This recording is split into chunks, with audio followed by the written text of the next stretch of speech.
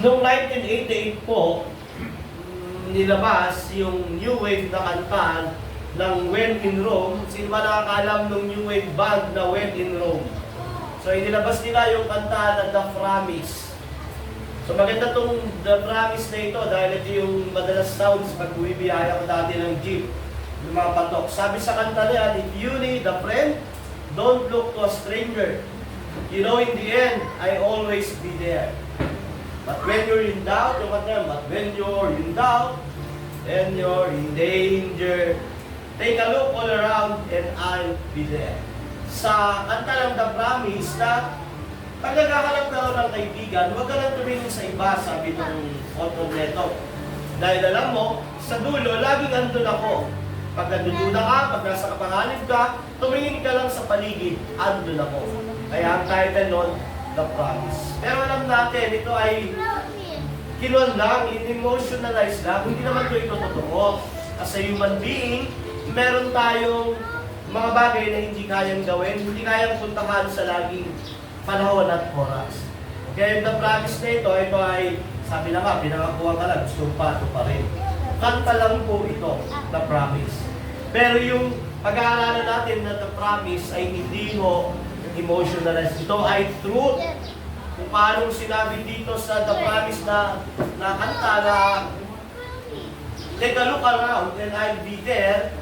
Ang promise ng Diyos ay hindi lang I'll be there, nandoon sa mananampalataya.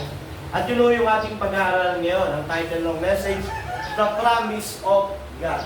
Dahil ngayon ay Valentine's, February, Hearts Month, uso ngayon yung The Promise. Pero kung may pangahawakan kang promise, huwag yung promise nung manliligaw mo. Ang promise dapat ng Panginoon, ng Diyos. So sabi diyan sa Gawa, chapter 1 to 5, pwede nyo pang-highlights natin po yan. Ayan. Tapos Panginoon.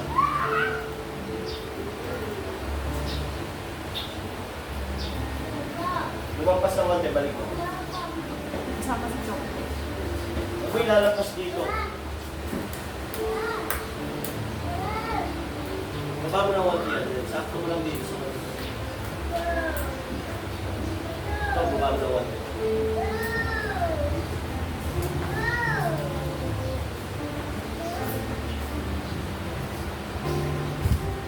Ma, ipa mo lang, baba mo lang na wante. Oo nga ka naman. Magpipit na yan. Ako lang. Sabi po dyan, hello.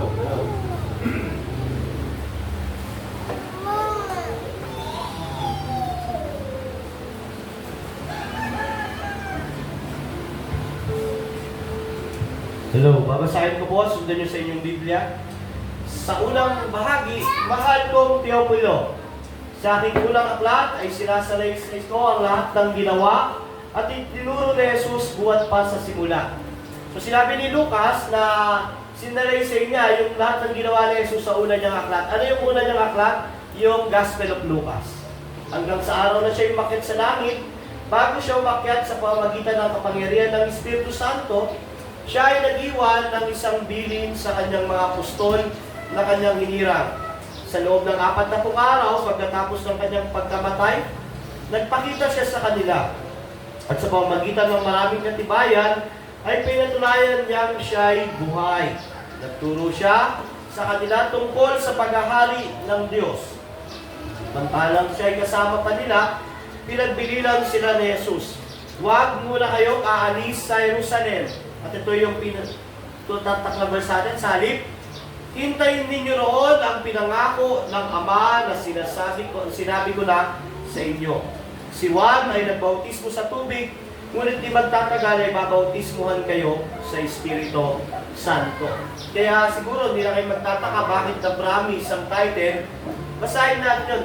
Sabi ng Panginoong Jesus, hintayin ninyo roon ang ipinangako ng Ama na sinasabi ko sa inyo, which is ang banal na Espiritu Santo.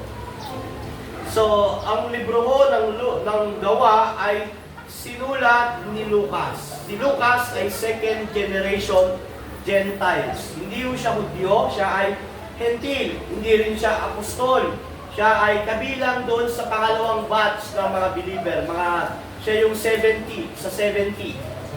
So, siya lang po ang hentil na sumulat ng gospel.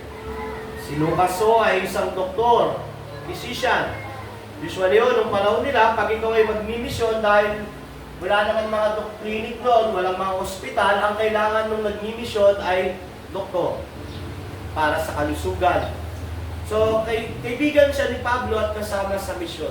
Mababasa natin yan sa Colossus 4:14. Nung sabihin ni Pablo na nangungumusta sa inyo si Demas at ang minamahal nating manggagamot na si Lucas, wala yung sabay.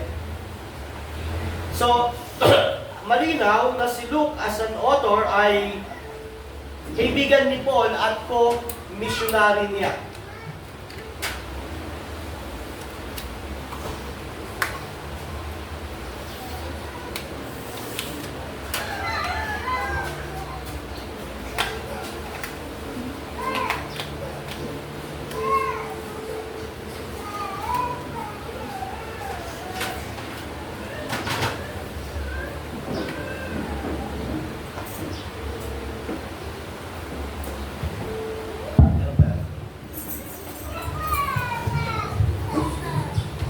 Hello.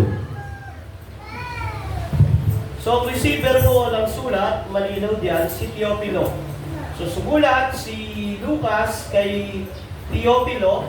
Kahit naman yung unang sulat, yung gospel, tungkol iyon sulat iyon para kay Teopilo. Kaya kasabi niya sa unang bahagi, sa aking unang aklat, sinalaysay ko ang lahat ng ginawa at tinuro ni Jesus buhat sa pasimula. Which is, pinapaliwanag ni Lucas kay Teopilo yung pangyayari ng kapanganakan ni Kristo hanggang kamatayan ni Kristo, at ngayon sumusulat ulit si Lucas kay Teopilo para ipaliwanag naman yung pagdating ng Holy Spirit. So hindi walay na libro ang Gospel ng Lucas at Gawa. Isang libro lang iyan. Pero dahil makapal, pinaghiwalay iyan. Kung pagsasamahin ng sulat ni Pablo sa kapal, na dami, sasamahin yung Gawa at Lucas, mas marami pa rin mo yung sulat ni Lucas. Bagamat marami yung sinulatan ni Paul, yung sulat ni Luke ay mahaba. Gospel at Gawa. At dito, si Teopilo as a receiver, si Teopilo ayon sa mga scholar ay isang Gentile believer. Buksan nyo sa Lucas chapter 1 verse 1 to 4. Para makita natin si Teopilo sa Lucas chapter 1, 1 to 4. Sabi sa sulat ni Lucas niyan, kagalang-galang ng Teopilo, marami na pong nagsikap na sumulat tungkol sa mga bagay na naganap sa kalagitnaan namin. Ang kanilang sinulat ay ayon sa itinuro sa amin ng mga taong buhat pa sa simula ay mga saksi at tagapangaral ng salita ng Diyos. Kaya't matapos kong suriin ng buong ingat ang lahat ng pangyayari, buhat pa sa simula, minabuti kong sumulat din ng isang maayos na salaysay para sa iyo, upang lubusan ninyong matiyak ang katotohanan ng mga tinuturo sa inyo. So, ang receiver ng sulat ni Lucas ay si Teopilo. At si Teopilo ay isang Gentile believer. At base dito, sa mga nag-aaral, siya ay either supporter ni Lucas sa pagmimisyon, either naman siya ay mentor physician, dahil nung panahon nila, sumusulat yung isang tao madalas sa pag-mentor niya. At sa pag-aaral din, siya ay isang government official. Nais iparating ni Lucas na isang hentil sa kapwa na hentil yung magandang balita through the Gospel of Lucas. At hindi lang yun. Nais na rin ipakita sa libro ng Gawa kung paano ang mga hentil ay kabilang na sa mga mananampalataya. Diba? So ito raw ay sinulat bandang AD 61 to 64. Ang purpose ng sulat ay para bigyan ng comfort si Teopilo na isang believer, isang hentil, hindi siya kabilang sa bayan ng Israel na sila bilang hentil kasama na sa sa tipan ng Diyos. Kasi sa mga Hudyo, ang kaisipan nila, ang tipan ay para sa kanila lang. Pero nung i-preach na yung gospel, tapos dumating na yung Acts, sa buong kwento ng Acts, may mga conversion na ng mga hentil. So sa sulat na ito, pinadala ni Lucas yung sulat para bigyan ng comfort at katatagan yung mananampalataya na si Teopilo at mga hentil na sila ay kabilang na sa kaubenan o tipan ng Diyos. So hindi na nila kailangan magpatuloy, hindi nila kailangan maging Hudyo. Ang kailangan nila ay sumampalataya kay Hesus Kristo. At ang sulat na ito ay para din ho sa atin, para makita natin yung istorya kung paano mula sa isang bayan, sa isang bansa sa Israel, ang mabuting balita ay kumalat sa lahat ng panig ng mundo. Ang buhay natin as a local church ay bahagi ng kwento ng Acts. Dito nyo makikita kung paano nakarating sa mga kagaya nating hentil ng mabuting balita na dati exclusive lang sa mga Hudyo. Kaya nga po, so nakita natin yung purpose. Sa unang bahagi, kinuwento ni Lucas ang kanyang sulat tungkol sa diling ng Panginoong Yesus.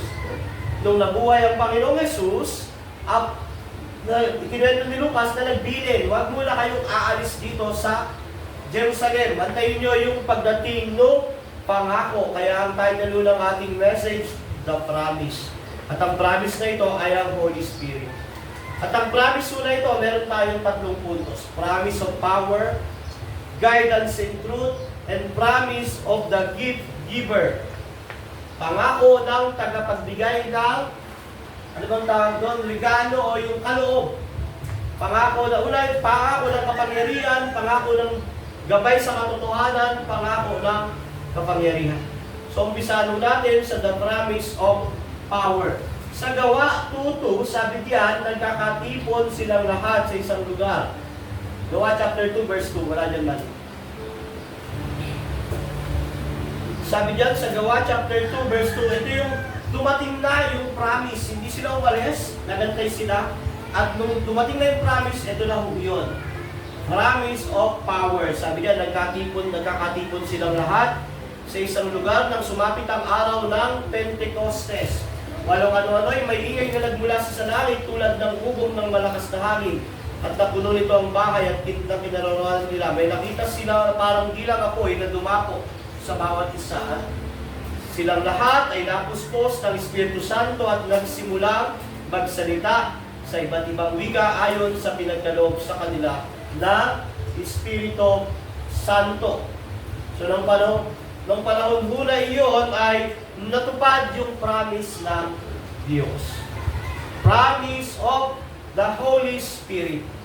Sa lumang tipan ho, ang Holy Spirit ay kagaya ng kantaligaring B, nawawala, bumabalik. So, sa Old Testament, ang Holy Spirit, pag nag-i-indwell sa mga tao na depende sa kanyang layunin. Pagkatapos nawawala. Pero dito, nag-stay ang Holy Spirit at nung umakyat si Kristo, ang Holy Spirit ang bumaba. At ito nga yung pangako, di ba sabi ni Kristo sa mga disipulo, huwag kayong malungkot, akit na ako sa langit. Dapat kayong magalak dahil pag hindi ako umakyat, hindi bababa ang banal na Espiritu Santo. Ang banal na Espiritu Santo na tinatawag nila na another comforter. So, promise of power. Sa Old Testament ko, may idea lang mga tao tungkol sa anointing of the Spirit. Ang mga hari, propeta, pari, ina-anoint niyan for their purpose as a priest, king, and prophet. May idea na sila sa anointing. Pero hindi sapat yung power na iyon para makita yung kapuspusan ng biyaya ng Diyos.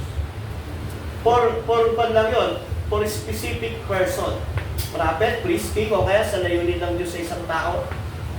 Pero sa New Testament, ipinakita yung kapuspusan ng banal na Espiritu Santo. At ito ho ay natupad ng propesiya na mababasa sa Joel chapter 2, verse 28 to 29. Natupad iyan, yung promise na iyan, at iyan yung promise ng Holy Spirit. Alam niyo ho, ang naging epekto nito, nung dumating ang Holy Spirit, nagkaroon sila ng pagkakaunawaan, nagkaroon sila ng pagsasalita ng iba't ibang wika. Diba? Promise yan sa Joel dito sa Joel 2:28-29, sabi diyan. Pagkatapos nito, ipagkakaloob ko ang aking espiritu sa lahat ng tao. Ipapayag ng inyong mga anak na lalaki at babae ang aking mensahe. Magkakaroon ng panaginip sa inyong matatandang lalaki. Makakita ng pangitahin ng inyong mga kabataang lalaki. At sa panahong iyon, ibubuhos ko rin ang aking espiritu maging sa mga lipin, lalaki man o mga babae. Yung panahon ng Pentecostes, binuhos ng Diyos ang kanyang Espiritu Santo. Natupad ang pangako ng Ama, a promise of power. Ang Espiritu mismo sumapit sa mga believer. Kaya kung ikaw ay believer, nasa iyo ang Espiritu Santo. Pag nasa iyo ang Espiritu Santo, yan ang gabay at patnubay mo. Pero paalala din ito, kung ikaw ay believer, nagkakasala ka, pinipighati mo ang Espiritu Santo. Kaya ako, dahil sa Holy Spirit, walang lihim sa Diyos. Lahat, kahit yung kaibuturan ng iyong puso at Espiritu, lahat iyan alam ng Diyos. At nung ma-receive nila ang Holy Spirit, sabi ng gawa, nagkaroon sila ng pagsasalita ng iba't ibang wika. Nagkaroon ng speaking in tongues. Pero sa ating panahon ho ay iba ho yung speaking in tongues nila na ginagawa ng mga charismatic nila. Ang speaking in tongues ho nila, ganito. Si Pedro nangangaral, mga apostol nangangaral ng salitang Aramaic. Sila ay Galilean. Ang language na sinasabi nila ay Aramaic. At ang mga nakikinig sa kanila, base sa Gawa chapter 2, verse 7, ay iba-ibang klase ng tao. Sa chapter 9, meron taga-Parthia, Media, Elam, Mesopotamia, Judea, Cappadocia, Ponto, Asia, Phrygia, Pamphylia, Egypto. So ang hirar nila, iba-ibang salita. Pero yung nagsasalita, Aramaic. Ngayon, nung nagsalita si Pedro at mga apostol, naiintindihan nila. Iyon ang speaking in tongues. Halimbawa, nagsalita ako rito ng Bisaya. Kapampangan siya. Pero, ang pagkarinig niya ng salita ko, kapampangan. Tinatranslate ng Holy Spirit yung gospel sa bawat nakikinig.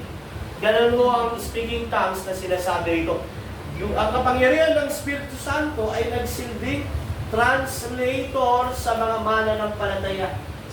Yung power to understand the gospel.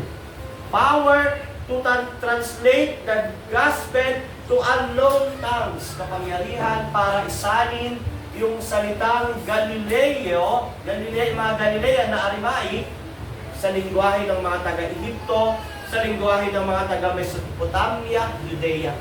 Ganun ho ang speaking in tongues. Hindi yung madalas natin narinig na siya na ba? Hindi pa ba siya? Siya na ba? Yun ho ay isang scam lang at malaking panloloko. Alam naman natin na hindi totoo yun. Sabi nga ni Pablo, pag magsasalita ng iba't ibang wika, dapat may tagapag-interpret. Nire-rebuke niya yung mga taga-Corinto na nag-speaking in tongues. Na tongues kayo ng tongues, mas mahalaga yung ibang lengguwahe na naunawaan kaysa hindi naunawaan. Ang mga taga-Corinto kasi, mga pagano sila. Ang mga pagans, sanay sa ganyang mga ganyang katuruan. Ngayon, nung naging Kristiyano sila, nais nilang i-apply din doon, nagsasalita silang ibang wika, hindi naunawaan. Sabi ni Pablo, hindi ka na ng tongues, kung walang mag-interpret, makinig ka na lang. At sa Pentecostes, ganun ho ang tongues. Naunawaan yung language. Kaya speaking in tongues, dahil dito, ang purpose ng tongues para maunawaan ang gospel at maligtas ang tao. Sa panahon natin, lumipas na at natapos na ang pagsasalita ng iba't ibang wika. Bakit? Tapos na ho ang Biblia. Naisalin na yan sa iba't ibang lengguwahe. Kaya nga kung ikaw, ang lingwahe mo ay English na English Bible, kung Tagalog, Tagalog Bible. Kung ikaw ay Griego, Greek Bible. Kung ikaw ay Japanese, may Japanese Bible, may Chinese Bible. Sa biyaya ng Diyos, mas tinuspos na, naging ganap na Kaya nga sabi ng unang Korinto, chapter 13, 19, verse 9, verse 10, hindi pa ganap nung panahon nila, hindi pa ganap ang ating kaalaman, hindi pa rin ganap ang ating kakayahan nating magsalita ng mensahe mula sa Diyos. Pero sa verse 10, ngunit pagdating ng ganap, maglalaho na ang di ganap. Nung na-translate na ang Biblia, naisalin na sa iba't ibang lengguwahe, natapos na ho ang pag-speak in tongues. Bakit? Kasi ho, dumating na yung ganap. Kaya pag may nagtatangs ngayon, ano ho yan, yabang lang. Minsan naman yung pagtatangs ay para piling spiritual. Mas mataas ang level ng spirituality ko sa inyo. May mga denomination church na pag hindi raw nagtangs, hindi ligtas. Grabe, kahit may faith ka kay Christ, kung hindi ka nagtatangs. Sinasabi lang naman nila, pinapractice din, siya maranda, siya na ba? Mas magaling pa dyan yung anak ko, nung baby, nung 2 years old. Ga. Di ba? Nonsense. Walang benefit sa believers, yung lengguwahe hindi maunawaan, ang speaking in tongues noon, nauunawaan for the interpretation of the gospel. Kaya ho, baka meron sa inyo gustong mag-tongues, magulos din ho. Magulos din eh. Ang purpose ng tongues para may pangalan yung gospel. Kasi kung babasahin yung Acts 2, iba-ibang language ng tao na nakikinig sa kanila. Kasi panahon unang atonement yung Pentecostes, andun yung mga tao. Ngayon, iba-ibang tao yan, tumayo yung mga apostol. Yung 12 apostol. Ngayon, nakakaroon sila ng lengguwahe nila Galilea. Para maunawa, ay Aramaic pala, dahil Galilean sila. Para maunawaan nung nakikinig, ang ginawa ng Holy Spirit, nung bumaba siya sa bawat tao, tin-translate niya. So, napaka-high-tech ngayon, may translator na rin. So, talagang ang Diyos, ginagawa niya ng paraan na lahat ng tao makarinig ng mabuting balita. Paalala ko, beware of false tongues. Yung mga pastor, baka may kakilala kayo na nagtatangs, tapos sasabihin nila gawa yan ng Holy Spirit, blasphemy po yan. I-account mo sa Holy Spirit yung hindi niya ginawa, parang, halimbawa, ito, yung tao, pag didiktahan mo siya sa hindi niya ginawa, pamumusong mo sa banal na Espiritu Santo yun. At sabi ni Jesus, yung mga namumusong sa banal na Espiritu Santo ay walang kapatawaran. Kaya maging maingat, baka may gusto mag-tongues, tapos nasabihin, gawa yan ng Holy Spirit, napuspos ako. Blasphemy po yun. Nilalagay sa Holy Spirit yung hindi niya gawa. Sapat na ang banal na kasulatan para makilala ang Diyos at maunawaan ang Ebanghelyo ng kaligtasan. So yung power to translate the Word of God, the Gospel, yun ang unang promise ng Holy Spirit. At naganap na ho yun. Ngayon, ang pagkilos ng Holy Spirit through His written word sa Bible. Binabasa natin. Now, ang ginagawa ng Holy Spirit, pinagliliwanag sa atin yung ibig sabihin. Sumunod ang power to preach the gospel, bold and courageous. Sa Gawa 2:38, tumayo si Pedro. Nangaral siya, sabi ni Pedro, pagsisihan ninyo at talikuran ng inyong mga kasalanan. Magpabautismo kayo sa pangalan ni Jesus upang kayo'y patawarin, tatanggapin ninyo ang kaloob ng Espiritu Santo. Yung Holy Spirit nagbigay ng power sa kanila para mangaral ng may katapangan at may kalinawan, bold and courageous. Alam nyo, kung si Pedro, kung dati pa siya, di ba si Pedro, dinilay niya si Christ 3 times? Kung wala yung power ng Holy Spirit, baka gano'n lang si Pedro. Kasi ang pagpipritsan niya, yung mga tao na nagpapatay kay Kristo, sasabihin niya sa kanila, mali yung ginawa niyo, pinapatay niyo yung Kristo. Magsisi kayo. Ang tendency nun, batuin siya hanggang mamatay, sabihin na, nilalapastangan mo ang templo, nilalapastangan mo ang mga Pariseo. Pinagbibintangan mo silang pinapatay. Pero dahil sa power ng Holy Spirit, bold and courageous na nangaral siya ng repentance at pagtalikod sa kasalanan. Kasama lang yung baptismo na tinutukoy dito, tungkol sa pagpapasakop kay Kristo. Ang mga Hudyo kasi, yung mga nagpapako kay Kristo, yung mga audience,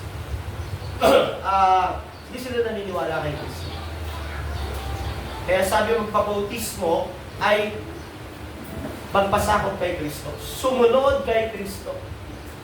Pero hindi yung literal dito na nakapagliligtas ang bautismo. Ang sinasabi lang dito na pag ikaw ay naligtas, magpapabautismo ka.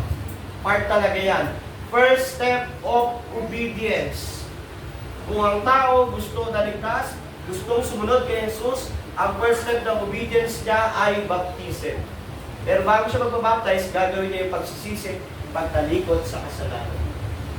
So, pinreach ni Pedro ang gospel ng may power and conviction dahil sa kapangyarihan ng Espiritu Santo. Hindi lang yun, nagpangaral sa Gawa chapter 4. Nangaral ulit siya dyan sa mga pinuno pa ng bayan.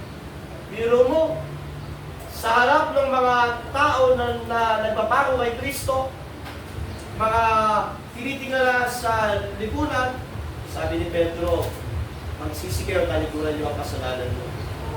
Preach boldly. Si Stephen din po, isa sa mga karakter sa Gawa, 7, nangaral siya nung puspos sa Espiritu Santo. Anong ginawa sa kanya pagkatapos ng mangaral? Pinagtuho siya hanggang mamatay. So, ang Holy Spirit ang binibigay sa tao, hindi yung pangingisay, hindi yung pagtatangs ng kung ano-anong lengguwahe. Ang binibigay ng Holy Spirit, kalinawan sa gospel, pag-unawa sa gospel. Tapos sumunod yung matapang na pangangaral ng Ebanghelyo. Ang point dito, ang promise ng Diyos ay mismong kanyang Espiritu. Ibinigay ng Diyos ang kanyang ikatlong persona sa mga mananampalataya para sa layunin na may pangaral ang gospel at nang sa ganon mailigtas ang mga taong makasalanan. Ang challenge sa atin mga kapatid, tayo ba ay sinasakop na at pinalalahanan ng kapangyarihan ng Espiritu Santo? Sabi nga ni Paul Washer, are we clothed with the power of the Holy Spirit?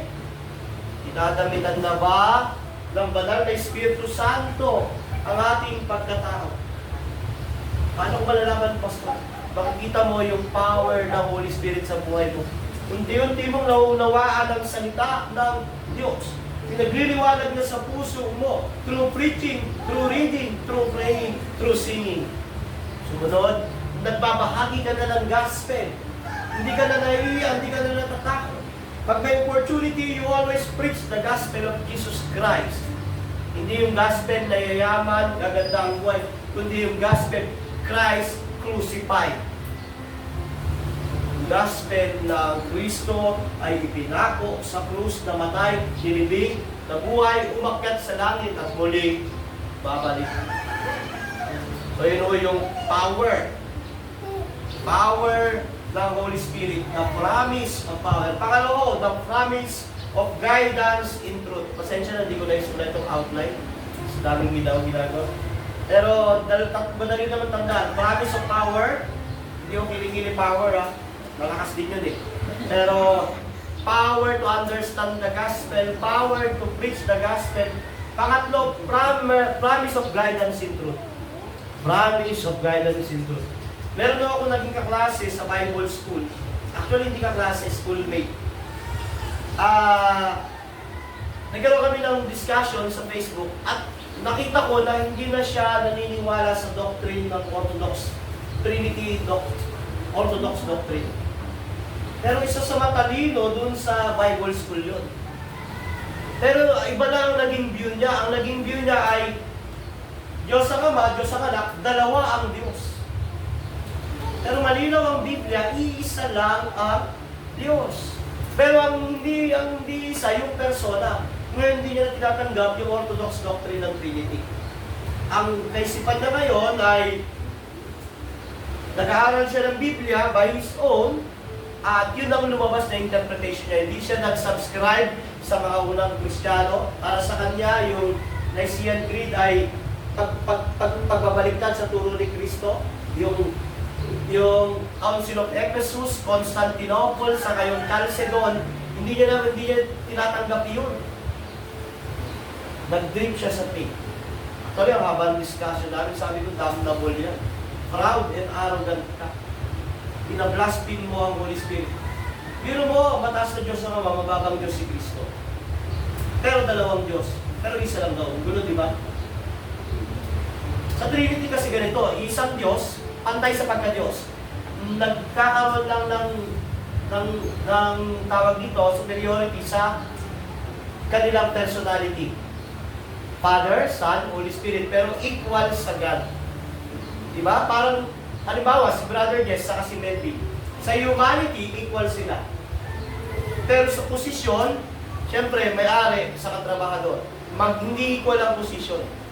Pero as human, same sila as human. Pantay bilang tao. Ganun ang Trinity. Sa pagiging Diyos, pantay ang Ama, Anak at Espiritu Santo.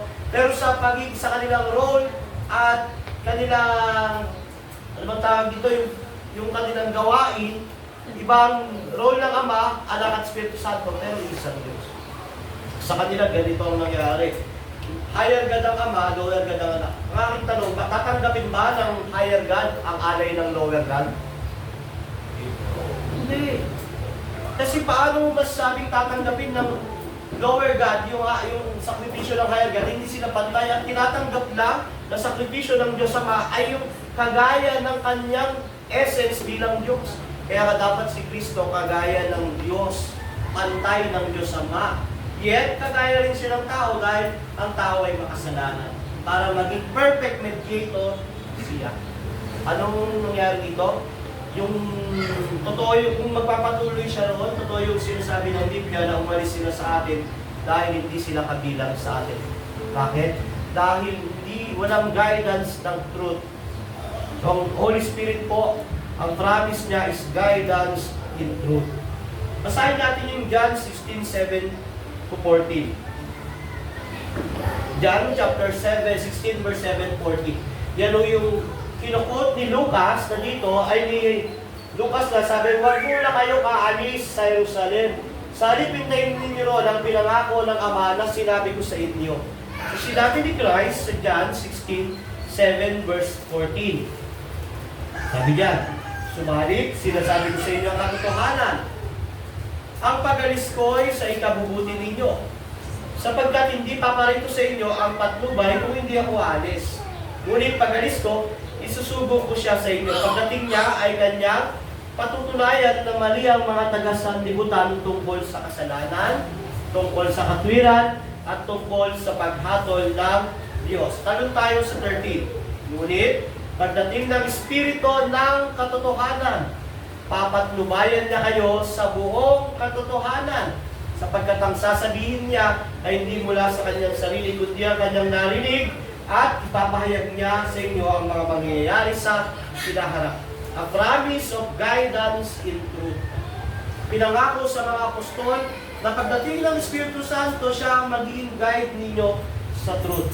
Mga kapatid, ang mga mananampalataya ay hindi mawawalay sa piling ng Diyos, sa kamay ng Diyos dahil nandun yung guide ng Holy Spirit. May time na mag-aagam-agam siya sa maling katuruan, mapupunta siya sa maling katuruan, pero hindi siya matutuloy diyan ng tuloy-tuloy dahil ang Holy Spirit aalisin siya diyan dahil i-guide siya sa truth.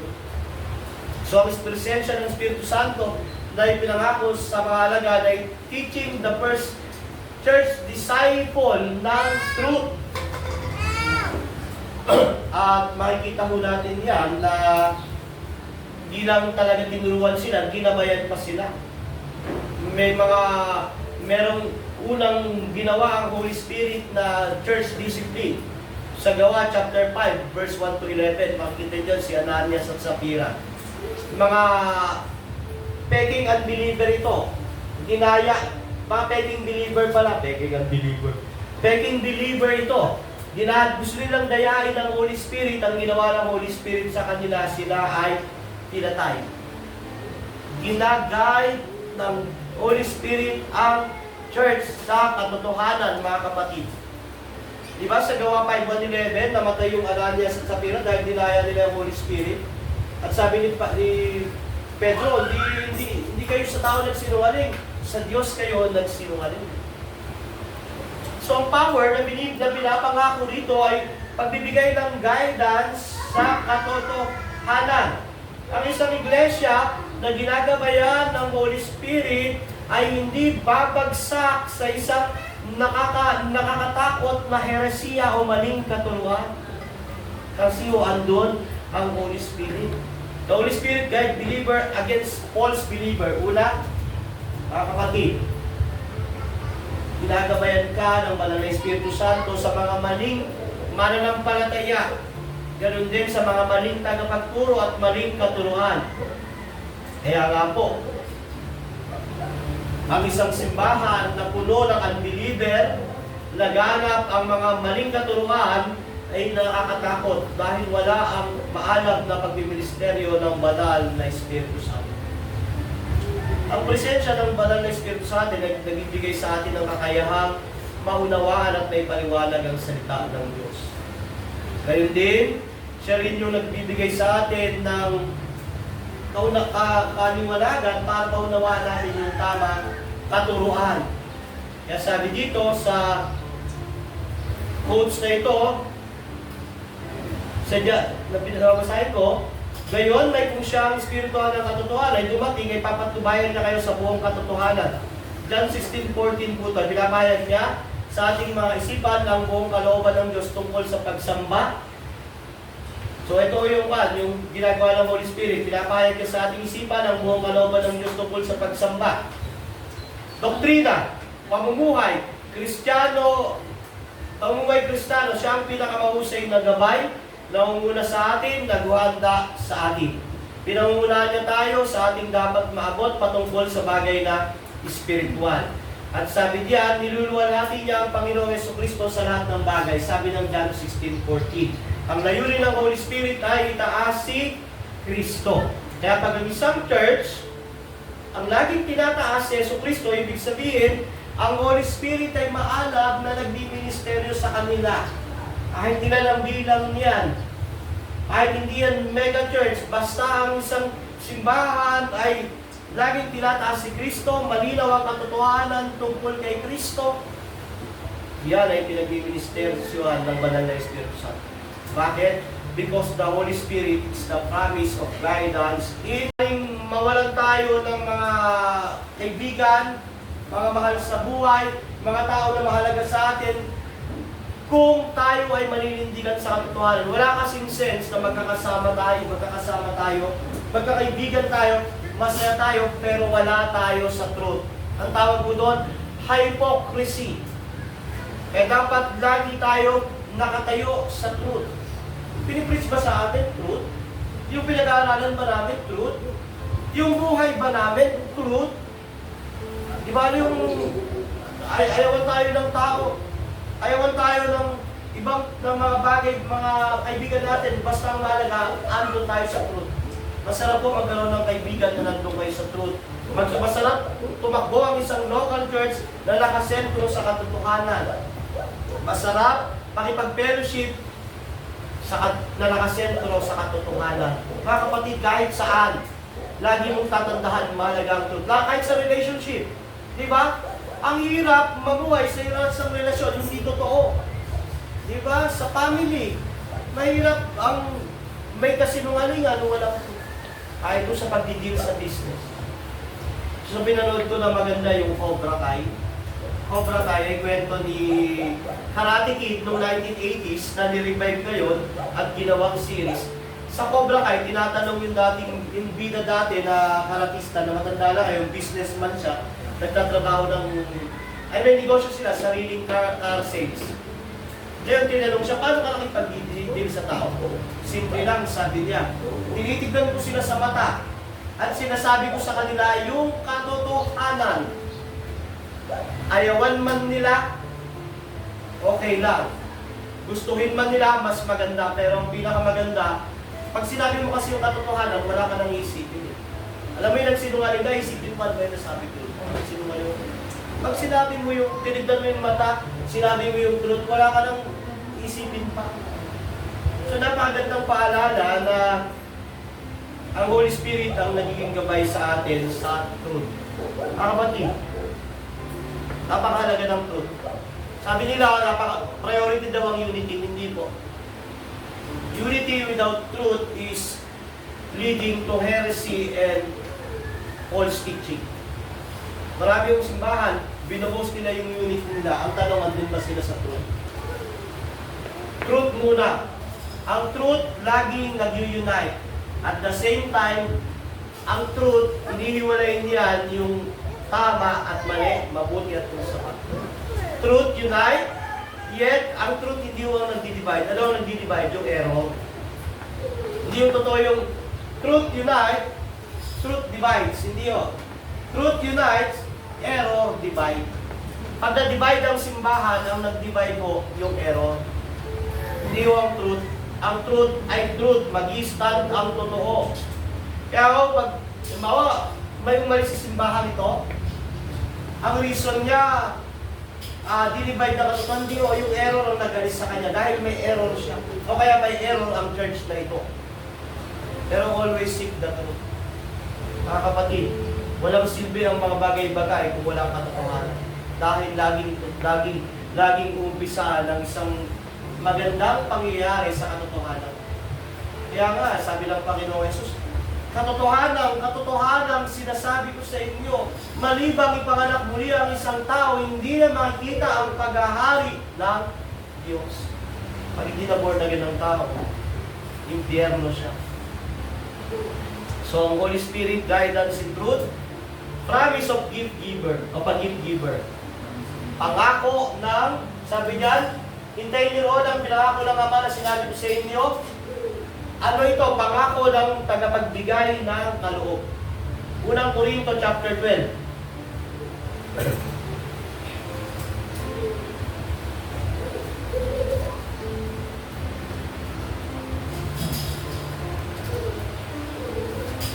Sabi mo diyan sa unang Korinto 12, 1 to 4. 1 ba yan? 1 to 12. Mga kapatid, ganyan. Unang Korinto 12. Sa chapter 1, mga kapatid, gayon tungkol naman sa kaloob ng Espiritu Santo. So, gift, bibigay ng gift ang Holy Spirit. sa chapter 4, talon tayo, iba't iba ang spiritual na kaloob, ngunit isa lamang ang Espiritong nagkakaloob ng mga ito. So, makikita natin na sinasabi ni Pablo na ang Holy Spirit ang nagbibigay ng kaloob. Iba't iba ang kaloob, pero isang Holy Spirit ang nagbibigay. Nilalawan ni Pablo sa unang Korinto, ang mga kaloob ng espiritual ay binibigay sa mananampalataya. Para saan? Upang makaganap sila sa kanilang gawain sa katawan ni Kristo. Ang lahat ng kaloob na ito, malaki o maliit pa, ay binigay ng Espiritu upang tayo ay maging kinatawan ng Diyos sa mundo. Lahat po ng tao sa local church, may iba't ibang kaloob pag sila ay ligtas. May malaki, may maliit, pero lahat po yan para sa kaluwalhatian ng Diyos. Ano yung mga kaloob diyan? Meron yung sinasabi na iba't ibang paraan ng paglilingkod sa pipe. Ngunit isa lamang ang Panginoon, iba't iba ang gawain, ngunit isa lamang ang Diyos na gumagawa sa bawat isa. So ang kaloob, halimbawa, may kakayahang mangaral, may kakayahang magturo, may kakayahang magbigay, iba't iba ho. Yan, para sa ikalalago ng iglesia. Mga kapatid, iba-iba ang gift, pero ang purpose yan para sa kaluwalhatian ng Diyos. Kung andito ka sa church na ito, hindi ka walang pakinabang. Malaki ang pakinabang mo. Merong gift na binigay ang Diyos sa iyo. Ang kailangan mo dyan, pagyamanin, gamitin, ipagamit. Yung simple ho na pag-share, pag-invite, pagtayo rito para magbasa, yung pagiging maawain, matyaga, matulungin, mga gift iyan. At ang purpose ko niyan, para tayo ay patatagin bawat isa. Mga kapatid, meron sa inyong gift dito na maalalahanin. May gift sa inyo na masayahin. May gift sa inyo na seryoso. Iba-iba ho ang ating mga kaloob. Pero alam nyo, ang pinaka-purpose niyan, para sa ikalalago ng iglesia at para sa kaluwalhatian ng Diyos. Saan ba yung Galatia 5:22 ba yun? Ito yung pinakamahalagang gift ng Holy Spirit. Actually, ito yung bunga ng gift ng Holy Spirit. Sabi diyan sa Galatia 5:22, ang bunga ng Espiritu ay pag-ibig. Sa una mong pag-ibig. Nalaman mo, ligtas ang tao. Ang unang bunga nun, pag-ibig.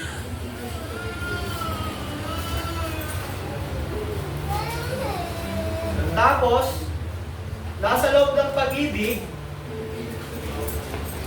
hindi mo mag-iwalay ng prutas siya na isang prutas yan, pag-ibig, nasa loob nun, kagalakan, kapayapaan, pagtitiyaga, kabaitan, kabutihan, katapatan, kainahunan, at pagpipigil sa sarili. So, a promise of gift giver. Kung na-receive mo ang Holy Spirit, bibigyan ka niya ng gift at ang magiging bunga niyan ay iyon. Mga kapatid, nagbubunga na ba ang Holy Spirit sa buhay niyo? Na-receive niyo na ba ang gift ng Holy Spirit? At nagbubunga na ito ng pag-ibig, kagalakan, kapayapaan, pagtitiyaga, kabaitan, kabutihan. Kaya nga po, sa unang aklat ng Acts, makita natin kung paano sinasalaysay na ang pagbaba ng Holy Spirit sa mga mananampalataya ay nagbunga sa kanila ng promise of power. Power to understand the Word of God, the Gospel. Power to preach the Gospel boldly and courageously. Ang pagbaba ng Holy Spirit ay nagbunga sa kanilang promise of guidance in truth. Promise of a gift giver. Mga kapatid, are you clothed with power? Naunawaan mo na ba unti-unti ang gospel? Nagkakaroon ka naman ng desire na ipahayag ito. Nagagabayan ka na ba sa katotohanan at nakikita yung kamalian na nasa mundo ito? Tatanggap mo na ba ang promise ng gift at unti-unti na ito nagbubunga ng pag-ibig, kagalakan, katiyagaan? Kung nasa iyo na, exercise, work it out, paunlarin, palaguin. Dahil iyan ang greatest promise na pwedeng tanggapin ng isang tao. The promise of God is the very God, the Holy Spirit, full with power, the Almighty God.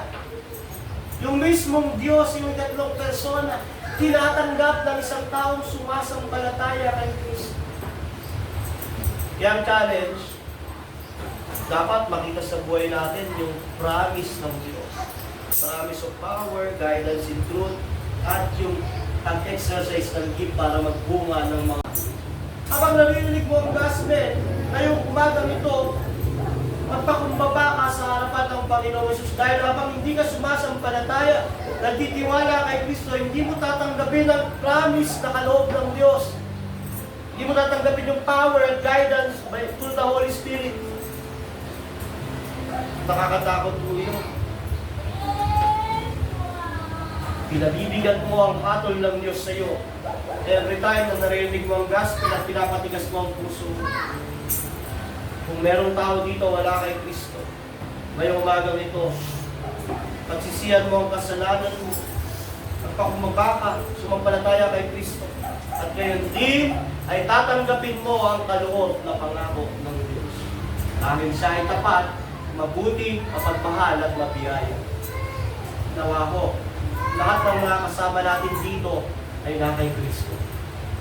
At kung meron wala pa, uli, ang paalala, magsisi, tumalikod sa kasalanan, sumampalataya kay Kristo at maligtas, maging anak ng Diyos.